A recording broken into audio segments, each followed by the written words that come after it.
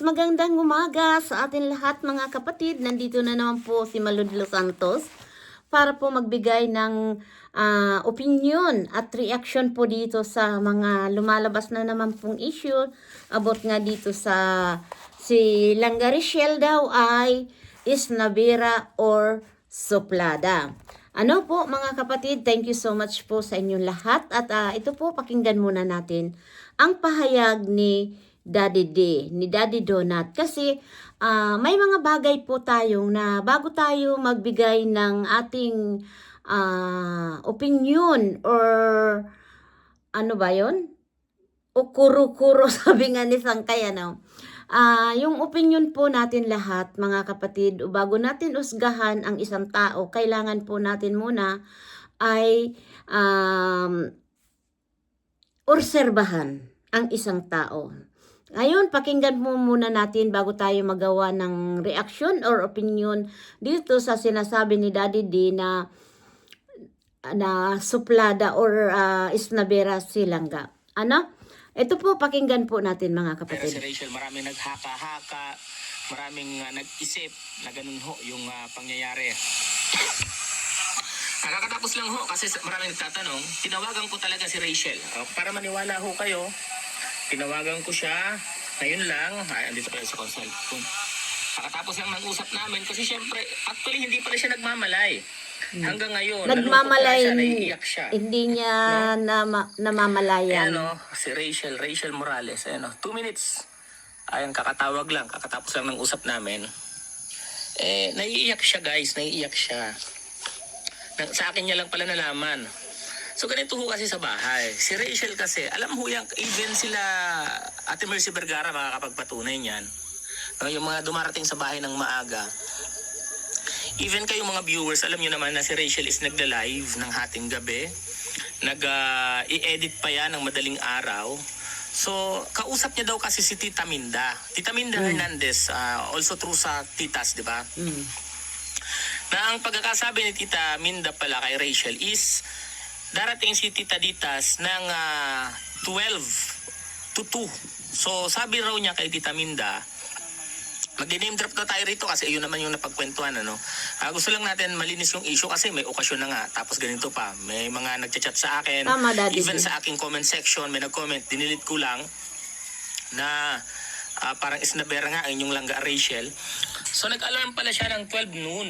No? Nag-alarm siya ng 12 noon. Hindi natin alam na darating si Tita Ditas ng mas maaga. Apo. So ang nangyari, nag-live si Pading Rene yata at nasabi ni Pading Rene na nasa school. And then nag-live si Trixie na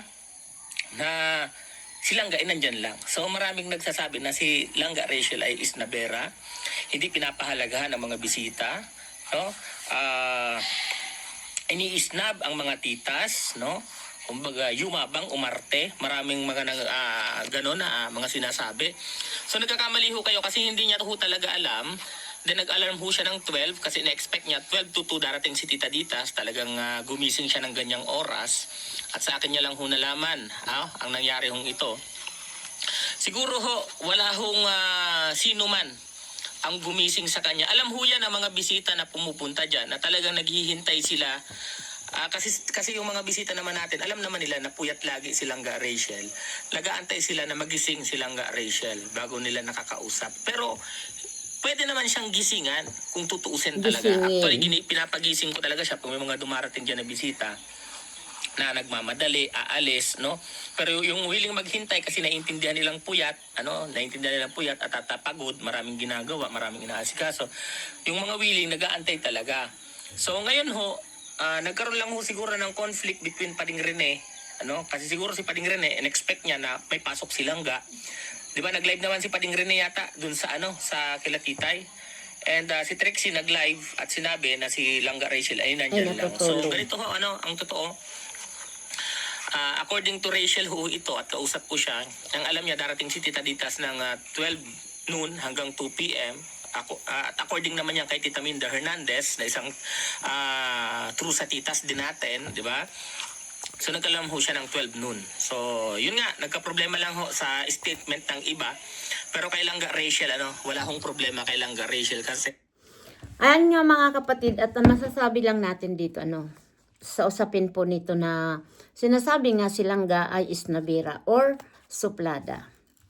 Dito ko masasabi po mga kapatid, ako sa pinanunood ko lang silangga, silangga Richelle sa mga video, lahat kahit kay Dodong wala akong makita na silangga ay isnabira at silangga ay maging suplada at tumigas ang ulo. I think na ang pagbabago ni Langga talaga mga kapatid, malaki yung kanyang pananamit at yung pananalita niya, napaka-decente niya po ang tao. Kaya dito po masasabi ko sa paratang na si Langga Richelle ay isang isnabera, I think no. Nagkaroon lang ng komplikasyon yun, sakit Nagkaroon lang na medyo hindi talaga nagtugma yung sinabi ni Probinsyano at ni Trixie na si Langga ay nasa school at si Trixie naman nandyan lang.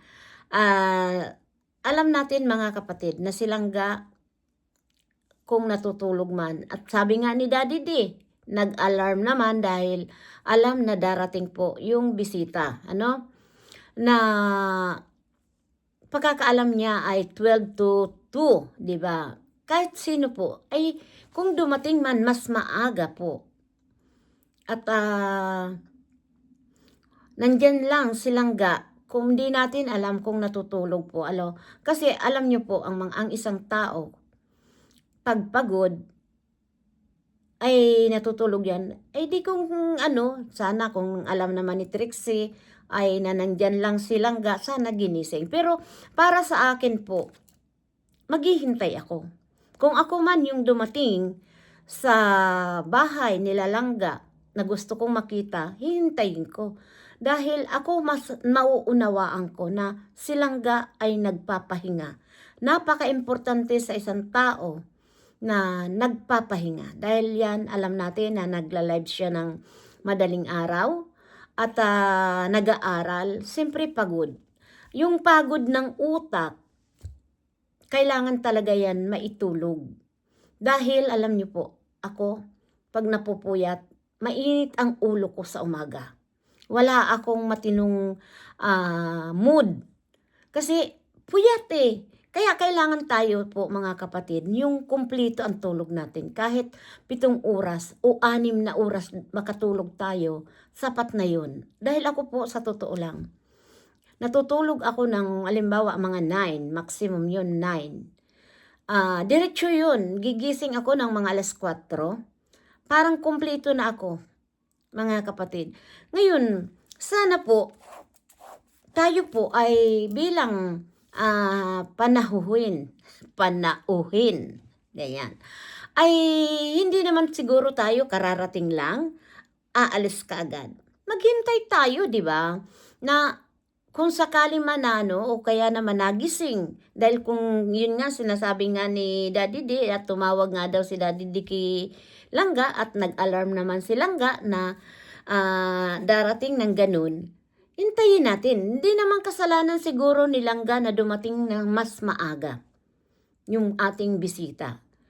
Ngayon, sasabihan nyo agad na isnabira, ay suplada, at nagmamalaki na, kung ano-ano pong issue ang ibabato nyo kay Langga, Mas maganda po yun mga kapatid, hintayin natin at paggising niya or pagdating niya, kung sakali man wala, at kung hindi kayo pinansin, na parang dinaanan lang kayo, ibig sabihin talaga, iyon ay suplada or isnabera.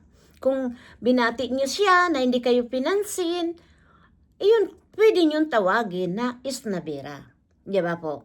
Ganun po yun. Pero kung dumating kayo na hindi niyo nadatnan si Langga, si Richelle Morales, diyan sa bahay nila, wag niyo pong sasabihin na isnabera or suplada. Dahil hindi pa niyo nakikita.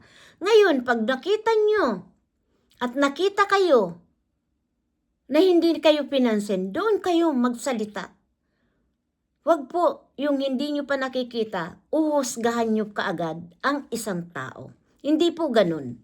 Dahil tayo po, mga kapatid, kung ako dumating sa isang bahay na wala akong nadatnan, yung taong gusto kong makita, maghihintay ako. Hindi ako yung nasaan silang hindi ako magtatanong. Maghihintay ako. At least mayroon taong nag-entertain sa'yo doon. Ang mahalaga doon, yung may taong nag-entertain sa'yo at pag alimbawa kang tinanong, ay natutulog po mamaya kasi ang alam na ganito kayo darating. O kaya naman gisingin yun dahan-dahan. Di ba po? Ganon ang tao. Hindi tayo yung kung sino man yun, yung gawa kaagad ng issue. Pasensya na po. Ito po yung opinion ko. Kaya, ang masasabi ko lang po, respeto lang po sa bawat isa. Kung hindi kayo pa nakikita nilang maghintay tayo na magising ang isang tao, di ba? At ito po, patuloy natin pakinggan po ang sinabi ni Daddy D para mayroon po tayong ebidensya. Ano po? Naglaan ho siya ng oras, no? Naglaan siya ng oras para ho kay Tita Ditas. And para kay Tita Ditas, pasensya na Tita Ditas kung hindi po nakalabas silang Rachel sa nung pagdating ninyo so ina-expect po talaga niya ng ganung oras. Pasensya na po kayo. At sa mga nagko-comment, sa mga nagsasabi ng negatibo, ito ho yung katotohanan, ito ho yung totoong nangyari. So stop na po natin kasi mamaya po dapat magdiwang tayo, magsaya tayo. Ano po? Tama. Actually, nagulat si Langga, kausap ko siya, umiiyak siya. Umiyak siya kasi hindi niya ina-expect na may ganun na palang nangyayari, may ganun na palang issue, hindi siya nagmamalay. Hindi niya namalayan. Sa San Pascual, Nagmamalay. wala ako sa Gabon. Wala ako sa Gabon. Marami hong nagme-message kasi sa akin. So, message ko naman sa mga nasa bahay, pagka merong mga bisita at talagang alam nyo naman na malayo pa yung pinanggalingan at talagang gustong makita ang inyong Langga Rachel, sana pakigisingan naman si Langga. Para Tama. naman hindi napapasama yung pamangkin natin, yung pinsan nyo, no, di ba? Ganun sana yung ginagawa natin. So, ayan, maraming salamat. Ingat po kayo at ingat din kami. God bless us all. Thank you so much. Ayan po yung paliwanag ni Daddy D. Ako, sa mga masasabi ko po talaga, huwag tayo kaagad mag-create ng bashing or issue. Dahil alam nyo po talaga, pag hindi natin pa nakikita ang isang tao, kahit sabihin man natin na mayroon tayong mayroon tayong appointment sa isang tao na, o Langga o Rachel, darating kami sa ganitong oras. Sa totoo lang, kahit saan, mahalaga ang oras. Na tayo'y nag-appointment, ganito ang dating namin, ay napaaga po kayo. Diba? Napaaga po kayo. At yung tao naman, na nag-aakalang darating kayo ng 12 to 2, palagay ang kalooban niya. Kaya mas may maganda pong maidudulot po, mga kapatid, kung tayo po ay nagiging patient, marunong tayong mag-unawa, lawakan natin ang pang-uunawa natin. Hindi agad-agad tayo na magbibigay, uusgahan ang isang tao. Dahil po, dito po talaga nagsisimula ang hindi pagkakaunawaan. Ngayon, dumating kayo, halimbawa, ng mas maaga pa doon sa 12 to 2. Masasabi po natin, appointment nyo ba yun na napaaga kayo?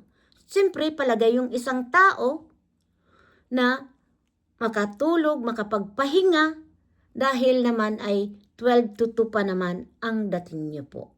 Kaya napaaga kayo, kailangan po natin mag-intay dahil hindi naman po kasalanan ng isang tao na napaaga po kayo. Mas maganda po, mag-intay na lang. Dahil kung nakita nyo po na dumating kayo at silangga ay dinaan-daanan kayo, doon po tayo maghusga na grabe naman itong taong ito. Dinaan-daanan lang kami, napakasuplada, napaka-isnabera. Kasi alam nyo po ang tao, pag matatawag natin pong isang isnabera, kung binati natin, hi langga, tapos hindi man lang nag-respond doon sa pag-hi natin. Diba? Iyon ang matatawag na suplada o isnabera. Diba? Kasi alam nyo po mga kapatid, ito, opinion ko lang. Sana maintindihan nyo po. At huwag tayong magagalit sa sinasabi ko po. Dahil ito po ay may kanya-kanya tayong opinion. Kung alimbawa man ay magkaiba ang paliwanag ni Probinsyano at ni Trixie, ay sana po ay maunawaan natin. Dahil si Probinsyano, ang alam, nasa school. Si Trixie, sinabi, nandyan lang. Sana po ay maintindihan natin. Dahil si Probinsyano, anong alam niya? No, na silangga pala ay natutulog lang. Siyempre, si Trixie, ang nakakaalam, may dumating pala na bisita, sana ginising na. Insan, may dumating na yung iniintay mo. Di ba? Kung ginising at sinabing nandyan at hindi bumangon at hindi pinansin yung pagising ni Trixie na may tao nang dumating, iyon pwede natin sabihin na mas mahalaga pa ang pagtulog kaysa dumating na yung kanyang bisita, 'di ba? Pero walang nanggising, mga kapatid, 'di ba? Kaya wag natin pong bibigyan kaagad ng issue, 'di ba po? Ayan mga kapatid, sana maintindihan natin po ang lahat. Huwag po kayong magagalit sa sinasabi ko dahil ito po ay opinion ko lang. 'Di ba? Kasi kung tayo po ay malawak ang panguunawa, lalong-lalo na isang nanay tayo, mga kapatid, mauunawaan natin ang kalagayan ni Rochelle Morales. Ayan mga kapatid, hanggang dito na lang. Sana po ay tayo ay magkaisa na lang. At once again, happy 21 monthsary sa Maglangga at first anniversary naman po ng Rochelle Community at Kalangga. Marami pong salamat. Thank you so much po sa viewers na nagmamahal kay Malo de los Santos at patuloy na mga nagmamahal. At sa mga bagong nakasub kay Malo de los Santos, thank you so much po sa inyong mga viewers na patuloy talaga na nagsusuporta kay Malo de los Santos. Marami pong salamat at sana po ay suportahan natin Ruel of Malalag, Rochelle Morales at pakiyakap din po si Daddy Frankie. Marami pong salamat at yung hindi pa po nakasubscribe kay Malo de los Santos, please subscribe po Malo de los Santos po. Thank you so much. We love you. Bye-bye!